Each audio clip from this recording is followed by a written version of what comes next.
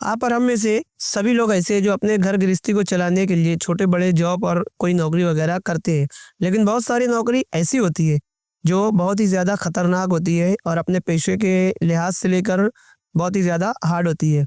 आज की स्टोरी हमें जिन्होंने भेजी है, वो पाकिस्तान के डेरा गाज़ी खान के रहने वाले फ़ज़ल अली है, जिनका पेशा एम्बुलेंस की ड्राइविंग का है, जो अपनी रोज़ी-रोटी चलाने के लिए एम्बुलेंस की ड्राइविंग करते हैं, मरीज़ों को अस्पताल से घर और घर से अस्पताल ले जाने तक। इन्होंने हमें जो स्टोरी भेजी है उसे सुनने के बाद एक बारी के लिए तो सुनकर हमारे भी रोंगटे खड़े हो गए थे कि ऐसा भी कुछ किसी के साथ हो सकता है, और कहीं ना कहीं इनके जिगर की दाद देनी पड़ेगी कि इतने ज्यादा हॉरर एक्सपीरियंस इनके साथ होने के बावजूद भी ये अपने पेशे से अभी भी जुड़े हुए और अभी भी वही नौकरी कर रहे हैं जो पहले करते थे।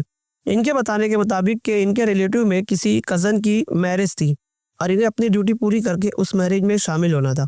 उस दिन की बात है जब ये किसी पेशेंट को अस्पताल लेकर जा रहे थे। इन्होंने अस्पताल में पेशेंट को सेफली पहुंचा दिया और उसके बाद उनका वहां पर काम खत्म हो गया था।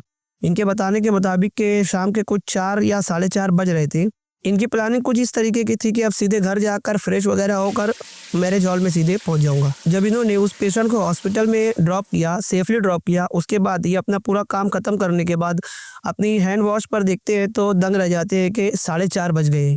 बहुत ही ज़्यादा टाइम हो गया था उनके मुताबिक कि उन्हें जल्दी वहाँ मैरिज हॉल में पहुँचना था। फ़ौरन से अपनी एम्बुलेंस वगैरह को वापस रेडी करते हैं, हॉस्पिटल से लेकर एम्बुलेंस का स्टॉप या उनका जो भी गराज या उनका घर वगैरह कह ले वहाँ पर जाते हैं, एम्बुलेंस को लगाते हैं, फ्रेश वगैरह होकर रेडी होकर बिल्कुल तैयार होकर अपने मैरिज हॉल में चले जाते हैं अपने कज़न की मैरिज में।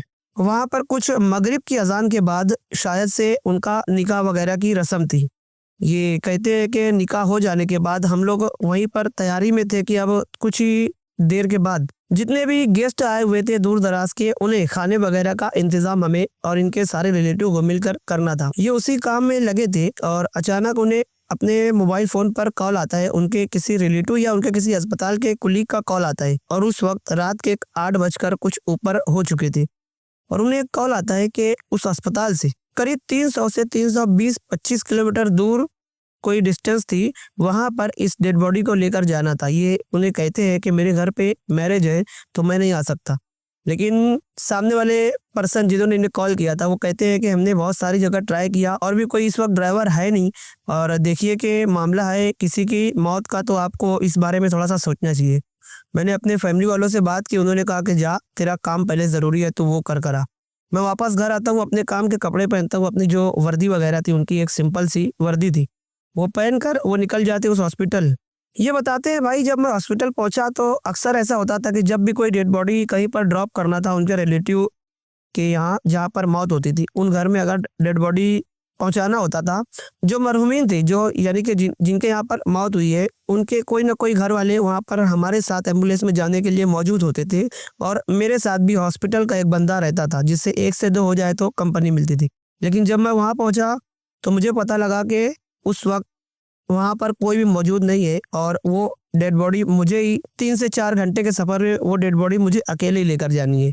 मैं फिर भी वहाँ पर डेड बॉडी को हॉस्पिटल के स्टाफ के सहारे उनकी हेल्प लेकर एम्बुलेंस में डेड बॉडी को डालता हूँ और वहाँ से निकल पड़ता हूँ। 1 से सवा घंटा हो जाने तक मुझे कुछ भी ऐसी गैर मामूली बातें नज़र नहीं आती है। मैं अपना सफ़र ड्राइव करते रहता हूँ। अब ये बताते हैं कि जो मेन हाईवे थी मैं उस पर चल रहा था। ड्राइविंग करते हुए मैं गूगल मैप पे रास्ता देखते हुए चल रहा था कि कहीं ना कहीं से अगर कुछ शॉर्टकट मिल जाए तो शायद मेरा कुछ वक्त बचे। इनकी कोशिश पूरी ये थी कि जल्दी से जल्दी इस डेड बॉडी को ड्रॉप करके वापस अगर पॉसिबल हो तो अपने शादी मैरिज हॉल में वापस से आ सके। ये बताते हैं कि गूगल मैप पर एक रास्ता मुझे नजर आया। अगर मैं उस रास्ते से जाता हूँ तो मुझे करीब करीब 1 से पौना घंटे का मुझे फर्क पड़ने वाला था, जल्दी मैं वहां पर पहुंचने वाला था। गूगल मैप के सहारे जिस तरफ गूगल मैप का इशारा था उसी तरफ ये अपनी गाड़ी को मोड़ लेते हैं और उस रास्ते पर गाड़ी को डाल देते हैं और कुछ दूर चलने के बाद अचानक इनकी गाड़ी इंजन वगैरह में मिस्टेक आने लगती थी, जिससे गाड़ी चलते हुए झटके मारने लगी और फिर बंद हो गई। इनकी गाड़ी वहाँ पर रुकती है, ये बाहर निकलते हैं, आसपास के इलाके को जब ये देखते हैं तो इनके बताने के मुताबिक कि वो बहुत ही ज़्यादा घना एक जंगल तरीके का था और बिल्कुल घुप अंधेरा था। वहाँ पर कोई भी गाड़ियों वगैरह चहल पहल नहीं थी। कुल मिलाकर ये कहिए कि इस पूरी रोड पर ये अकेले थे। इन्होंने गाड़ी का बोनट वगैरह को ओपन किया, जिस तरीके से भी एक ड्राइवर की ज़रूरियात होती है वो सारी चीज़ें इन्होंने की, और वापस आकर जब इग्निशन ऑन करते हैं तो गाड़ी चालू हो जाती है। ये फिर अपने सफ़र पर निकल जाते हैं। करीब 10 से 12 किलोमीटर दूर और आगे बढ़ने के बाद मुझे अचानक से इस तरीके से महसूस होता है कि जैसे कोई गाड़ी मेरी चल रही है और जैसे कोई मेरी पीछे एम्बुलेंस के पीछे वाले डोर पर नॉक कर रहा है।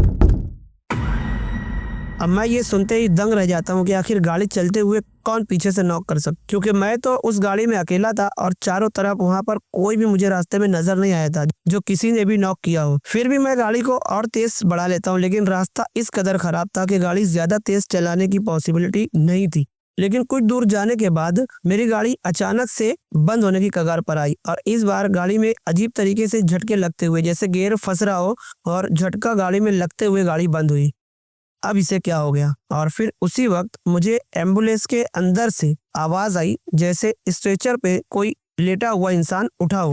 मैं दंग रह गया और मैंने एम्बुलेंस की बैक विंडो से पीछे देखा तो मुझे कुछ भी वहां पर नजर नहीं आया। डेड बॉडी बिल्कुल शांत पड़ी हुई थी और उसके ऊपर एक कम्बल डाला हुआ था। ये सब देखने और सुनने के बाद मैं बहुत ही ज्यादा घबरा जाता हूँ, और मैं उस वक्त था भी वहां पर बिल्कुल अकेला। मेरे दिमाग ने काम करना छोड़ दिया था, कह सकते हो कि मेरी हिम्मत बिल्कुल जवाब दे गई थी।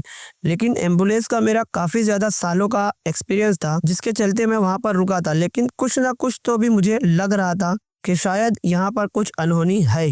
फिर मैं काफी ज्यादा ट्राई कर पाई अपनी गाड़ी को चालू करने की, और वहां पर मुझे कुछ बुरी वाइब्स आनी शुरू हो गई थी, जिसके चलते मैंने आयतल कुर्सी पढ़ना शुरू किया।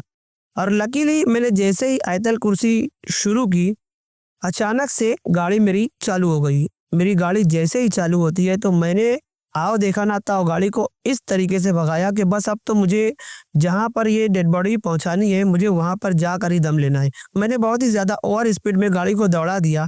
मुझे इस बात का भी ख्याल नहीं था कि डेड बॉडी पीछे पड़ी हुई है और उसे पकड़ने या संभालने वाला कोई भी नहीं है। मैं बस आगे देखकर उस खराब रास्ते पर गाड़ी को दौड़ाए जा रहा था, और अचानक से एक बड़ा सा खड्डा आया जिसके चलते मुझसे वो गाड़ी कंट्रोल नहीं हुई। बहुत जोरों से गाड़ी में झटका लगा और मुझे जोर से कुछ पीछे से गिरने की आवाज आई, और मैं समझ गया कि डेड बॉडी स्ट्रेचर से नीचे गिर चुकी है। लेकिन फिर भी उस वक्त मुझे डर इतना ज्यादा हावी था कि मैंने गाड़ी की रफ्तार को कम नहीं किया और उसी खराब रास्ते पर गाड़ी को चलाता रहा। करीब 40 से 45 किलोमीटर निकलने के बाद उस मेन हाईवे पर आने के बाद काफी ज्यादा गाड़ियों का वहां से आना जाना शुरू था, और ये देखने के बाद मेरे दिल को कहीं ना कहीं ढारस पहुंची। अब मैं उस नेशनल हाईवे पर गाड़ी को अपनी चलाने लगा, और कुछ दूर आगे चलने के बाद जब एक ढाबे टाइप में, या कह सकते हो कि कोई छोटी मोटी होटल थी, वहां पर मैं गाड़ी को रोकता हूँ ये सोच करके यहाँ पर थोड़ा सा चाय पानी भी पी लूंगा, फ्रेश हो जाऊंगा, और जो डेड बॉडी नीचे गिरी है उसे मैं वापस से सही कर दूंगा। मैं गाड़ी से नीचे उतरा।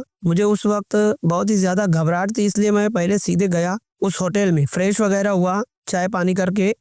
ये बताते हैं कि जब मैं उस होटल से चाय पानी करके फ्रेश वगैरह होकर बाहर निकला तो मुझे बाहर ही कुछ लोग नजर आए। एक तरफ एक आदमी अकेला मोबाइल पर किसी से बात करते हुए खड़ा था। तो मैंने उनसे जाकर कहा कि भाई साहब आप मेरी थोड़ा सा हेल्प कीजिए, मैं एम्बुलेंस का ड्राइवर हूँ और अकेला हूँ, तो आप मेरे साथ चलिए। उन्होंने मुझसे कोई रीजन नहीं पूछा और मेरे साथ चलने लगे। अब जैसे ही मैं एम्बुलेंस के बैक डोर पर आया और मैंने डोर ओपन किया तो मैं देखकर दंग रह गया कि वो डेड बॉडी, जिसे अब तक मैं ये समझ रहा था कि वो नीचे गिरी है, तो वो नीचे ही नहीं गिरी। और इनफैक्ट आपको कहो कि उसके ऊपर जो चादर कम्बल जो कुछ भी कवर किया हुआ था वो भी उसके सर तक पूरा कवर था। ये देखकर मैं बहुत दंग रह जाता हूँ। और मेरे साथ जो वो भाई साहब आए थे वो कहने लगे कि क्या हुआ, आपने मुझे क्यों बुलाया है और आप इस तरह से क्यों हैरान है। मैंने उनसे कहा कि नहीं सॉरी, मैंने आपको खामखा तकलीफ दी। उनसे ये कहने के बाद मैंने गाड़ी का बैक डोर लॉक किया और वापस अपनी ड्राइविंग सीट पर जाते हुए मैं धीरे धीरे चलते हुए ये सोच रहा था कि आखिर अगर डेड बॉडी नीचे नहीं गिरी है तो उस खराब रास्ते पर इतनी जोर से गिरने की आवाज किसकी थी।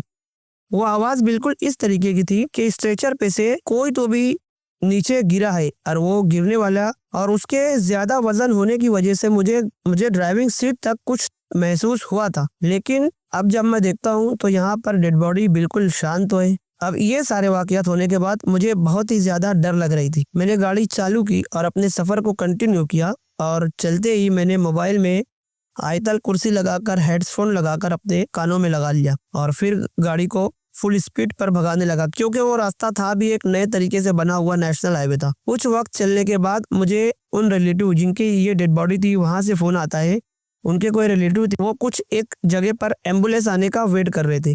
उन्होंने मुझे लोकेशन दी और बताया कि हम लोग हाईवे के इस तरफ खड़े हैं, आप यहाँ पर आ जाइए तो हम लोग आपको लेकर चलते हैं अपने घर तक। थोड़ी देर के बाद उनकी बताई हुई लोकेशन पर मैं पहुँच गया और उनको साथ लेकर उनकी डेस्टिनेशन पर डेड बॉडी को मैंने छोड़कर वापस उस मेन रास्ते से होता हुआ अपने घर तक आया। लेकिन इन सब होते हुए सुबह के तकरीबन 5 साढ़े 5 बज चुके थे। ना हो जाने के बाद मैरिज हॉल में जाने की कोई सी भी सूरत नहीं बचती थी। तो ये सब होने के बाद मैं घर आकर फ्रेश वगैरह होकर खाना वगैरह खाकर, और वो दिन था और आज का दिन है जिस दिन मैं आपको ये स्टोरी सबमिट कर रहा हूँ एज अ मेल पर। मेरे साथ पहली मर्तबा ये रियल हॉरर एक्सपीरियंस हुआ था। इससे पहले और इसके बाद अभी तक तो कोई भी ऐसा हुआ नहीं है और मैं दुआ करता हूँ अल्लाह ताला से कि आगे भी मेरे साथ ऐसा कुछ ना हो। तो गाइज ये थी स्टोरी फजल अहमद साहब की, जिन्होंने हमें अपनी रियल स्टोरी सबमिट की। अगर आपके पास या आपके किसी रिलेटिव में इसी तरीके की कोई हॉरर स्टोरी होगी तो आप हमें हमारे दिए गए मेल पर सबमिट कर सकते हैं। मैं मिलता हूँ आपसे नेक्स्ट स्टोरी में आपकी किसी भेजी हुई स्टोरी के साथ। तब तक के लिए सेफ रहे, सतर्क रहे। तब तक के लिए गुड बाय।